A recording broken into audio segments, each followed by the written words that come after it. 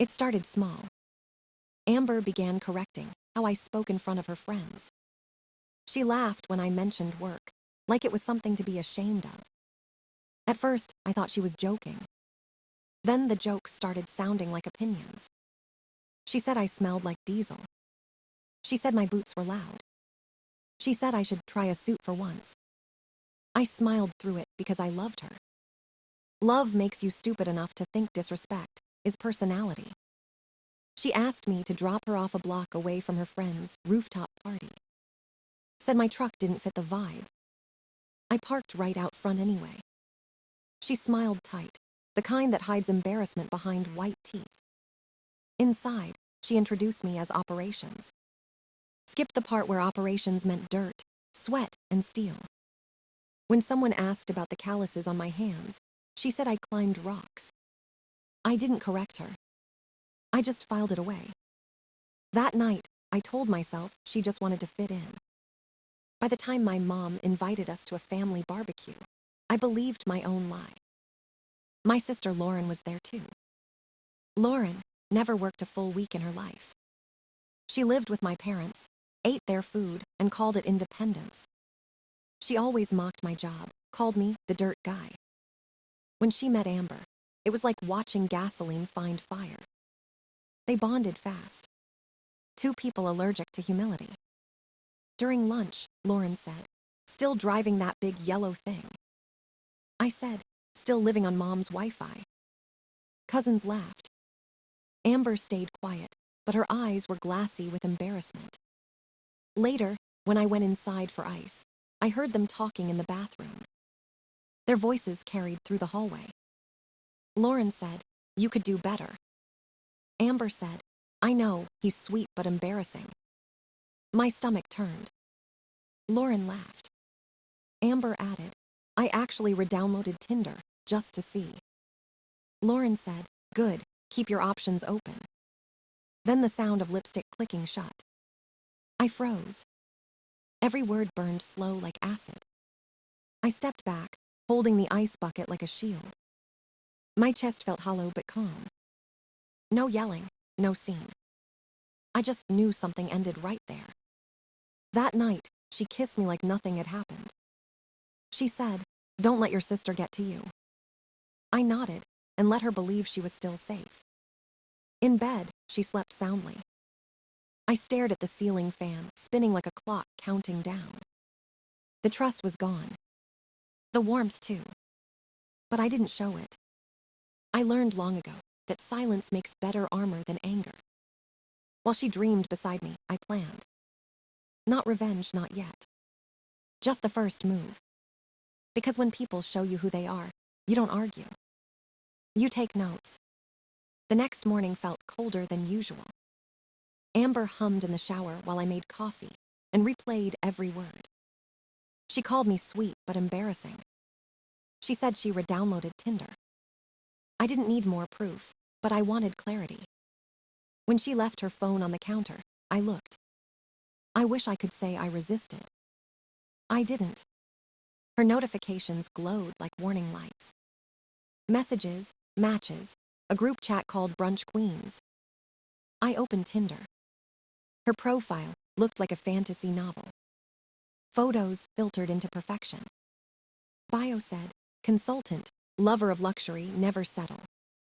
The kind of woman who edits the truth until it sounds expensive. She had messages from two guys. One named Evan, who talked about business trips. Another named Matt, who sold confidence like it was currency. I scrolled until I found her words. "She's sweet but not my future. She wears boots. She drives a truck." That was me she was describing. She wasn't embarrassed by me. She was embarrassed for herself. That made it worse. I closed the phone and said it exactly how she left it. Then I went to work like nothing had happened. All day, my mind was quiet but sharp. There was no rage. Only precision. If she wanted to play games, I could build the board. During lunch, I created a new email. Then a new Tinder account. Name, Cole Matthews. Age, 32. Occupation, operations director. Same word she used for me, but now it sounded rich. I uploaded professional photos from an old resume shoot. Clean shirt, soft smile, enough mystery to pass. I wrote, I build things that last. I like quiet places and people who mean what they say. It felt ironic. I swiped right on Amber's profile. It took 20 minutes for her to match. Her first message said, "What does a day in ops look like?" I laughed out loud. Translation: do you sit at a desk with screens? I replied, mostly meetings, numbers, and keeping people accountable. She loved it. Said, men with plans are rare. She didn't know her rare man came home smelling like diesel. For a week, I kept playing Cole. He was calm, smart, busy. He texted slow but sure. Amber fell faster than I expected. She told Cole he seemed different. She said meaning Ethan, was too simple. Cole listened. Cole agreed. Cole made her feel seen. When she mentioned she loved luxury handbags, I bookmarked the idea. I didn't hate her yet, but I wanted her to see the version of herself she created. By day 8, she said she wanted to invest in Cole's project, to prove she wasn't like other women. I let her. She asked for his account. Cole didn't have one, so I sent a business payment link from my side gig. 2 days later, the transfer hit. $7,000. No hesitation. She even sent a heart emoji after. I stared at the screen and whispered, "Lesson paid in full." She sent the money on a Tuesday morning. I was tightening a hydraulic hose when the notification buzzed. $7,000. No hesitation, no second thought. She believed every line Cole ever wrote. I didn't smile. I just felt the weight of something final. At lunch, I sat in my truck, air conditioning humming, and stared at the balance. I didn't need the money. I needed the message. That evening, I stopped by the mall on my way home. I bought a designer handbag, similar to the one she obsessed over online. Paid with my card, kept the receipt, and wrapped it with a neat bow. When I walked through the door, Amber was filming herself cooking. She turned, gasped when she saw the bag. "This is insane," she said, voice trembling. "Why would you do this?" I shrugged. "Just thought you'd like it." She hugged me tight, kissed my cheek, said I was sweet but clueless. Meanwhile, she texted Cole, thanking him for the client gift. I watched her type from across the room. It was like seeing two versions of her running in parallel. One loving me, the other chasing the illusion I built. I let it continue. Cole replied, "You deserve nice things." She sent a heart. Later that night, she curled up beside me, scrolling through Cole's texts. I lay still, eyes on the ceiling, feeling the edges of irony cut clean. For days, I kept the act alive. She told Cole she wanted to see him soon. Cole said he was traveling for work. She believed it without question. She bragged to her friends about a man who gets her. Meanwhile, she posted selfies holding the handbag. Caption: "When hard work pays off." 300 likes in 2 hours. She lived for that kind of applause. The next morning, I returned the bag to the store. Full refund to my card. I folded the receipt like a secret and slid it in my wallet. Then I transferred the $7,000 into savings. Clean, traceable, untouchable. When Amber asked later if I'd seen her charger, I nodded calmly. She had no idea her perfect plan had already imploded. By the weekend, she was glowing, talking about new beginnings and manifesting abundance. She still texted Cole about dinner reservations and art galleries. Cole never confirmed. He simply said, "Trust the timing." Sunday morning, she kissed my cheek and said she had errands. I watched her walk out, wearing the handbag I'd already returned. Every lie she carried was lighter than truth. That night, I made pancakes. She came home smiling, posting more stories about strong women. I ate in silence, knowing the story was almost over. When you build someone a dream, they'll pay anything to live in it. Amber just didn't realize her payment was the ending. Saturday afternoon, sunlight slid through the blinds. Amber was on the couch, scrolling her phone, smiling at nothing. I stood in the kitchen, holding my coffee, rehearsing the words. No anger. No shouting. Just the truth. Can we talk? I asked. She looked up, half distracted, like I'd interrupted a movie. Sure, she said, crossing her legs, phone still in her hand. I sat down opposite her and unlocked my own phone. Her smile faded when she saw the Tinder chat on my screen. Her profile. Her messages. And Cole's replies, my replies. She froze. What is this? She whispered. It's the conversation you've been having, I said. With me. She blinked hard, like trying to wake up from a bad dream. You're lying, she said. I tapped the message thread. Her own words stared back at her. She went pale. You catfished me, she snapped, voice sharp as glass. I nodded once. You catfished me first, I said. You just picked a different name. Her lips trembled, fury building behind her eyes. You're insane. That money was mine. No, I said quietly. That money was the story you bought into. I placed the printed receipt on the table. The handbag refund. The payment logs. Everything connected.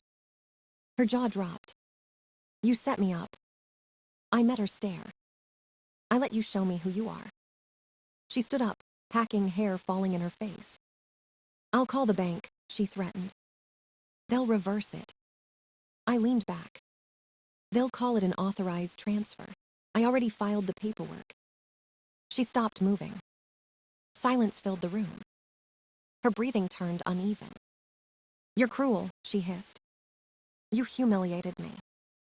I said nothing. She grabbed her tote and started shoving clothes inside. You'll die alone, she shouted. I answered calmly. At least I'll die honest. She glared at me, eyes wet but furious. You think you're better than me. No, I said. I just finally stopped pretending you were. The door slammed so hard the frame rattled. I sat back down, the echo still hanging in the air.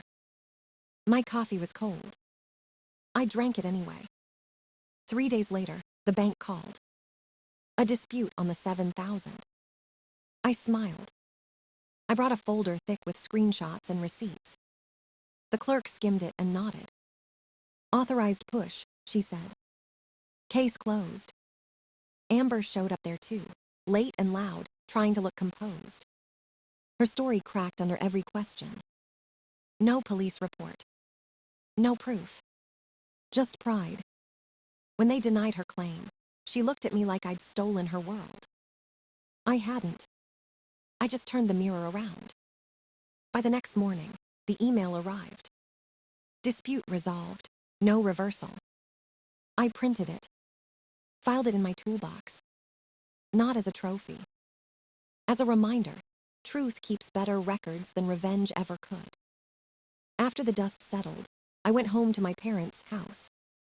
Mom hugged me like she could feel the storm still on my skin. Dad handed me a wrench, pretending nothing happened.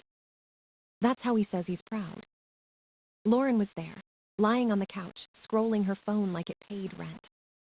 She looked up and smirked. Heard your girlfriend left, she said. Guess gold diggers get cavities. I didn't bite. Instead, I sat down with my parents at the kitchen table. I brought numbers, not emotions. How much I'd been sending each month. How much they spent covering Lauren's life. What was left if I stopped. Mom frowned. Dad scratched his chin. Lauren rolled her eyes. I'm just figuring things out, she said. You've been figuring things out for a decade, I replied. She scoffed. Don't talk to me like I'm one of your projects. I stayed calm. You're not my project. You're my responsibility, and I'm done with that. Silence stretched across the table. I'll keep helping you, I told my parents. but only if she starts helping herself. Mom looked torn, like fairness tasted bitter. Dad finally nodded. 60 days, I said. If she gets a job, any job, I'll double my support. If not, I'm out. Lauren laughed. You can't give me ultimatums in my own house. It's not your house, I said. You just borrow the Wi-Fi. Her smile cracked. You're acting like some hero, because you scared off one woman. I didn't scare anyone, I said. I just stopped paying for people who never pay back. She stormed out, calling me controlling. Mom sighed. Dad just said, he's right. That night, I went home and slept better than I had in months. 2 days later, Mom called. She applied for 3 jobs, she said, disbelief hiding in her voice. A week after that, another call. She got hired, Pizza Hut cashier. I smiled until my jaw hurt. The image of my sister wearing a name tag was poetic justice. She hated repetition, rules, and standing too long. Perfect fit. She lasted 6 shifts before she tried to quit. Dad drove her back and told her rent was due in 30 days. She stayed. Something changed after that. Our family dinners got quieter, calmer. Lauren still threw little jabs, but they hit softer now. Earning her own paycheck dulled her edge. It wasn't about revenge anymore. It was balance. People only value what they have to work for. For the first time, I didn't feel like the only adult in the room. Mom looked at me differently, like she finally understood my math. Dad smiled more. The house didn't feel heavy. And I realized maybe consequences weren't punishment at all. They were just overdue lessons, finally showing up for class. Weeks passed like clean pages. Amber tried calling once, twice, then stopped. I didn't block her. I just let the silence do the work. She started posting vague quotes about healing and empowerment. Photos of coffee, sunsets, and captions that said moving forward. But I saw the cracks. A post about selling her designer bag. Another about new beginnings that sounded like eviction. I didn't laugh. I didn't gloat. I just kept showing up to work, covered in dust but clear in purpose. Every paycheck felt heavier in the right way. I paid extra on my truck loan, cleared a small debt, started saving for something that wasn't revenge. The quiet became comfortable. My place stayed clean. No fake apologies, no drama in the kitchen. Even the sound of the fridge humming felt like peace. Mom called one Sunday. She said Lauren was still working. Still complaining, but working. I told her that was progress. We laughed, really laughed, for the first time in a while. That night I sat on the balcony, watching the lights fade across the street. My phone buzzed, a marketplace notification. Someone selling a car part I needed. I drove over after work the next day. The seller was a woman named Rachel. Wearing scrubs, hair tied back, smile easy. No filters, no performance. She asked about the part, then about my truck, then about my day. We got tacos from a food truck nearby. Ate them on the tailgate under a cheap neon sign. She laughed at my story about a rookie who tried to drive an excavator like a golf cart. It wasn't fireworks, just quiet understanding. And I realized that's all I ever wanted. Someone who saw dirt as work, not shame. Someone real. A week later, Mom texted me a photo. Lauren in her Pizza Hut uniform, frowning behind the counter. No caption. Just proof that change was possible. I saved the photo, not out of spite, but as a reminder. Boundaries build balance. Amber's profile went private soon after. The last thing she posted was a skyline with the words, "On to the next chapter." Maybe she meant it. Maybe not. Either way, it wasn't my story anymore. I locked the door, changed my passwords, and cleaned my work boots. There was grease under my nails and money in my account. For the first time, those two things felt like peace instead of proof. People always say revenge is satisfaction. They're wrong. It's closure that feels like quiet. Amber lost 7 grand chasing a fantasy. I found self-respect fixing my reality. If someone offered me a suit now, I'd use it as a rag. I've already got everything I need. Hands that build, a job that matters, and a life that finally fits. I used to think revenge would feel loud. Like fireworks. But it doesn't. It feels like breathing again, after holding it too long. Amber disappeared into her own noise. Lauren learned how to stand on her own feet. And I learned that peace doesn't come from proving a point. It comes from walking away, with your dignity intact. I still keep the folder with receipts and screenshots. Not to brag. To remember that patience wins quieter than anger ever could. My apartment smells like coffee and metal. The kind of scent that means work got done. Sometimes I sit by the window before dawn and watch the trucks roll out. Engines rumbling like a promise. I smile. Because this is what truth sounds like. Not applause. Not validation. Just the steady rhythm of a life rebuilt. $7,000 gone from her. A lifetime of peace gained for me. She paid for illusion. I earned reality. And in the end, that's the only profit that ever mattered.